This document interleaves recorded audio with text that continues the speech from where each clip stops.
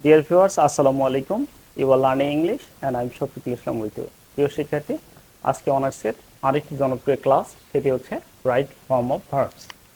Okay, so right form of verbs, right মানে হচ্ছে কি সঠিক, তাই না?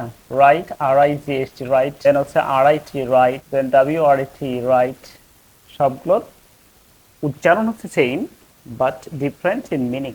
ওকে, তো রাইট মানে সঠিক, আবার এই রাইট মানে হচ্ছে ডান। অপর দিকে রাইট মানে হচ্ছে ধর্মীয় অনুষ্ঠান, আর এই রাইট মানে হচ্ছে লেখা। তো আমাদের প্রয়োজন হচ্ছে এখানে রাইট সঠিক। ফর্ম, ফর্ম মানে কি? ফর্ম মানে হচ্ছে রূপ, রূপ বা ধরন। ওকে, ফর্ম মানে ধরন, আর অফ মানে হচ্ছে এর। দেন ভার্ব মানে হচ্ছে ক্রিয়া, ভার্বস ক্রিয়া। তাহলে কি হলো? ক্রিয়ার সঠিক রূপ। তো এই ক্রিয়ার সঠিক রূপগুলো, অর্থাৎ একটি সেন্টেন্সের মধ্যে ক্রিয়াগুলো এক এক সময় এক এক রূপ ধারণ করে থাকে।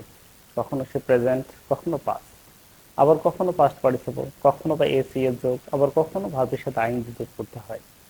তো আমরা দেখব সেন্টেন্সের মধ্যে আমার কোন রূপটা এখানে দরকার হয়। এই বিষয়গুলো নিয়ে আমরা ক্লিয়ার করবো ইনশাআল্লাহ। সো নাম্বার 1, দেখো, এক নাম্বার হচ্ছে যদি সেন্টেন্সটি দ্বারা চিরন্তন সত্য, ঐতিহাসিক ঘটনা, দেখো চিরন্তন সত্য, চিরন্তন সত্য, দেন ঐতিহাসিক ঘটনা, ঐতিহাসিক ঘটনা, কোনো ব্যক্তির উক্তি, কোনো ব্যক্তির উক্তি, সংবাদপত্রের শিরোনাম, শিরোনাম, তারপর হচ্ছে খেলার বিবরণ। তো যদি বোঝায় তাহলে ভার্বের প্রেজেন্ট ফর্ম বলবে। ওকে, ভারতের প্রেজেন্ট, চিরন্তন সত্য, ঐতিহাসিক ঘটনা, কোনো ব্যক্তির উক্তি, সংবাদপত্রের শিরোনাম এবং খেলার বিবরণ যদি আমরা পাই এই সেন্টেন্সের মধ্যে, তাহলে ভারতের প্রেজেন্ট ফর্ম বসাতে হবে। এখানে আরেকটি লক্ষণীয় বিষয়, যদি subject third person singular number হয়, সাবজেক্ট থার্ড পারসন। তো থার্ড পারসন কোনগুলো?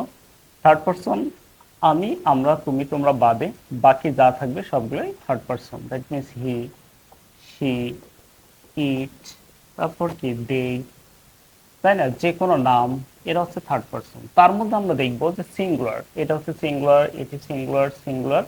এই নামের ক্ষেত্রে যদি একজন বোঝায় তাহলে সিঙ্গুলার। যদি থার্ড পারসন সিঙ্গুলার হয় তাহলে ভার্বের সাথে এস বা ইএস যোগ করতে হবে। ওকে, তাহলে ভার্বের সাথে কি বসাবো আমরা? এস অথবা ইএস যোগ করবো। এখন যদি আমার গ্যাপের মধ্যে বি লেখা থাকে বা টু বি থাকে, তাহলে এম ইজ আর বলবে, এম ইজ আর। এরপর গ্যাপে যদি দেওয়া থাকে টু হ্যাভ, হ্যাভ দেয়া থাকে, তাহলে আমরা কি বসাবো? হ্যাভ হ্যাজ বসাবো, হ্যাভ হ্যাজ। তাহলে ডান, ভার্বের প্রেজেন্ট ফর্ম হবে। এবং থার্ড পারসন সিঙ্গুলার নাম্বার হলে ভার্বের সাথে এস বাই যোগ করব। যদি ব্র্যাকেটে বি লেখা থাকে তাহলে এম ইজার বসাবো। আবার যদি ব্র্যাকেটে হ্যাভ দেয়া থাকে তাহলে হ্যাভ অথবা হ্যাজ বসাবো। সবই হবে সাবজেক্ট অনুযায়ী। ওকে, এবার যদি নেগেটিভ থাকে, সো নেগেটিভ থাকলে হচ্ছে সাবজেক্ট অনুযায়ী ডু নট অথবা ডাজ নট বলবে, ডু নট অথবা ডাজ নট। তারপর কি বসাবো? তখন ভার্বের প্রেজেন্ট হবে, তখন আর এস বাই এস যোগ হবে না। ওকে, তাহলে আমরা দুই তিনটা এক্সাম্পল দেখি। Example, ill news run fast. Okay, so ill news, ill news হচ্ছে দুঃসংবাদ, দুঃসংবাদ দ্রুত ছড়ায়। তো দেখো, দুঃসংবাদ দ্রুত ছড়ায়, এটা চিরন্তন সত্য কথা। তো আমরা কি করব? আবার নিউজ, দেখো নিউজটা হচ্ছে ভার্ব সবসময় সিঙ্গুলার। ইল নিউজ, যেহেতু নিউজ হচ্ছে singular, third person singular number, ভার্বের সাথে আমরা কি করব? এস বাই এস যোগ করব। ওকে, আরেকটি এক্সাম্পল আমরা দিই। Jack kick and it becomes go. Okay, তাহলে দেখো জ্যাক হচ্ছে একজন ব্যক্তির নাম, থার্ড পারসন সিঙ্গুলার নাম্বার, যার কারণে আমরা কি করবো? ভার্বের সাথে এস বাই এস যোগ করবো। ওকে, তাহলে সংবাদপত্রের শিরোনামও যদি হয় চিরন্তন সত্য, ঐতিহাসিক ঘটনা, ভার্বের প্রেজেন্ট ফর্ম। দেখো আরো দুই একটা এক্সাম্পল আমরা লিখি। ফ্লাওয়ার্স, ব্র্যাকেটে হচ্ছে বি অথবা to be. Flowers are the gift of nature, the gift of nature. Okay, তাহলে দেখো ফ্লাওয়ার্স মানে কি? ফুল হচ্ছে প্রকৃতির দান। তো যেহেতু প্রকৃতির দাম, তাহলে দেখো এখানে কি দেওয়া আছে, চিরন্তন সত্য এবং প্লুরাল ফর্ম দেওয়া আছে, ব্র্যাকেটে বি লেখা আছে, এই জন্য কি বসাবো, আর বসাবো। সিঙ্গুলার হলে থার্ড পারসন সিঙ্গুলারে ইজ বসাবো, যদি প্লুরাল হয় তাহলে আর বসাবো। আই হলে সবসময় এম বলবে। ওকে, আরো একটা এক্সাম্পল আমরা লিখি। আবার লিখছে ফ্লাওয়ার, দেন স্মেল। দেখি এখানে কি দেওয়া আছে, দেখো আবারও প্লুরাল ফর্ম দেওয়া আছে। ভার্বের সাথে আমরা এস পেয়ে যোগ করতে পারবো না, জাস্ট শুধু ভার্বের প্রেজেন্ট ফর্ম বলতে, flowers smell sweet. So 1 number আমরা বুঝলাম। এবার 2 নাম্বার। সো কিছু স্যাম্পল ওয়ার্ড আছে, অর্থাৎ কিছু সিম্বল দেওয়া আছে, ওই ওয়ার্ডগুলো থাকলেও ভার্বের প্রেজেন্ট ফর্ম হবে। কিরকম, যদি সেন্টেন্সের মধ্যে অ্যাডভার্ব ফ্রিকোয়েন্সি থাকে, আমি আবার বলছি adverb frequency, often, always, sometimes, generally, occasionally,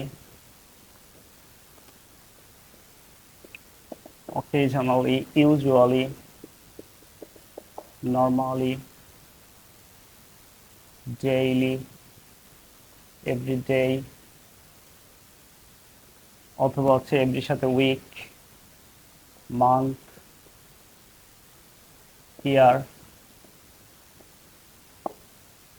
frequently, regularly, or twice, thrice, plus day, or in a day, day, week, month, year. ওকে, এরা হচ্ছে অ্যাডভার্ব ফ্রিকোয়েন্সি। সো এই অ্যাডভার্ব ফ্রিকোয়েন্সি গুলো থাকলেও ভার্বের প্রেজেন্ট ফর্ম বলবে, অর্থাৎ subject third person singular number হলে ভার্বের সাথে এস বাই এস হবে, নেগেটিভ বদলে ডু নট ডাজ নট হবে, অথবা যদি বি দেয়া থাকে তাহলে এম ইজ আর বলবে, এবং টু হ্যাভ এর ক্ষেত্রে হ্যাভ হ্যাজ বলবে। ওকে, ডান। অর্থাৎ 1 নম্বর এবং 2 নম্বর হচ্ছে সেম নিয়ম, শুধু এই ওয়ার্ডগুলো ওখানে ছিল না। এদেরকে আমরা কি বলবো, adverb frequency. Okay, example, she take the medicine twice in a day. দেখো, তাহলে she take the medicine in a day. তো এখানে সে অ্যাডভার্ব ফ্রিকোয়েন্সির মধ্যে twice in a day মানে দিনে দুবার তিনি এই ওষুধটি গ্রহণ করেন। সো সাবজেক্ট she দেয়া আছে, ভার্বের সাথে s বা es যোগ করতে হবে, takes। अगेन আরেকটা एग्जांपल আমরা লিখব, the man ব্র্যাকেট হচ্ছে visit his native every week। তাহলে দেখো every week, every month, every day থাকলেও কি হবে, ভার্বের প্রেজেন্ট ফর্ম হবে। যেহেতু দ্য ম্যান হচ্ছে একজন ব্যক্তি, তার person singular number, so again ভার্বের সাথে কি হবে, এস বাই এস যোগ হবে, visits। ওকে, আরেকটা example, we usually hate a criminal।